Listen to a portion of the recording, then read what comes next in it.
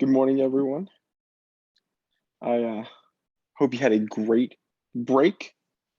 I hope that you got some relaxed time. You didn't think too much about school. As you see, I am not here today. I'm fine. My wife does have COVID, so I'm home with my family. I want to talk a little bit about what I'm expecting from you today. I'm going to talk a little bit about the upcoming NHD. We're now about 6 or 7 weeks away from the project, so it's coming up pretty soon. Hello. So and we're calling this the big push. You're going to work all week and then some of next week and going forward about it.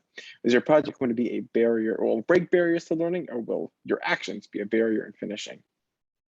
Let's go. You're not a historian? Now you are. What have we done? So you've researched your topic. You should basically be sort of done with your research, or at least moving toward the end of your research. You've at least started your annotated bibliography, documenting your research. You've written your initial thesis statement. We're going to keep working on those a little bit. And hopefully you've started thinking about what your projects are going to be. We'll talk more about that this week. Hopefully I'll be back tomorrow or sometime this week, as long as I continue to test negative. We're going to have 2 weeks of class time to jumpstart this project. So as a reminder, the final project is due Friday, February 11th. That is 38 days from today. The history fair is the 24th. And then after February 11th, we have winter break.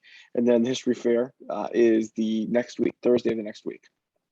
So what do you need to do? What still remains to be done for you guys? Let's just put it all up.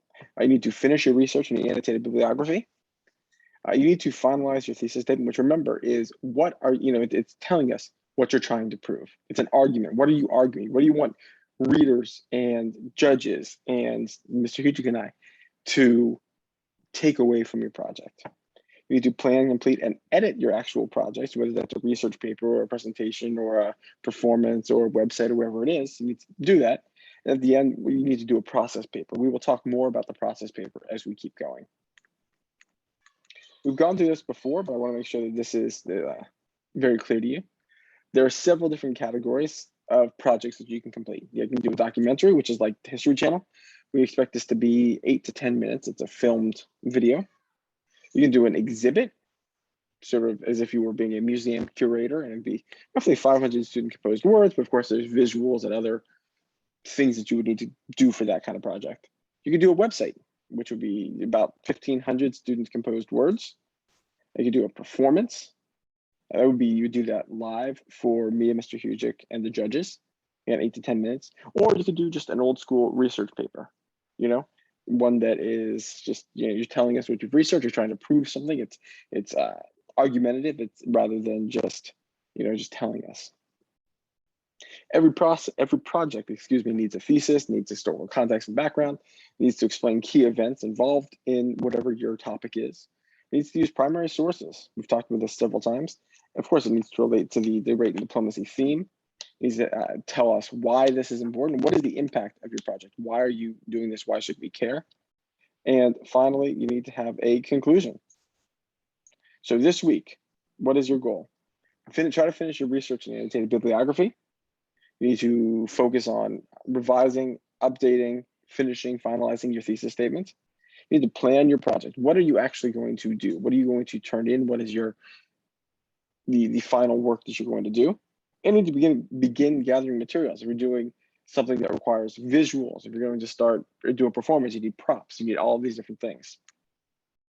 Today, as I'm of course not here, there's a Google form posted on Canvas. It's going to be, I want you to choose something you think is accomplishable in the 35 or so minutes, 35, 40 minutes that you'll have left. I want you to tell me what your goal is. I want you to then upload proof that you have worked and moved towards your goal to the Google form, but by the end of your class. Just so you know, I will open my Zoom at the beginning of every class period. I posted the invitation in Canvas in case anyone wants to log on and ask me some questions. If no one wants to, fine, I won't hurt my feelings, but I just want to give you the opportunity to ask because it's been a while since we've been together. And pick something you want to do, execute your plan. If you have any questions, I'm reachable on email. I'm reachable on Canvas. Of course, I said I'll be reachable on Zoom as well. If you have any other questions, please let me know. Other than that, I will see you all hopefully tomorrow or later this week. Take care.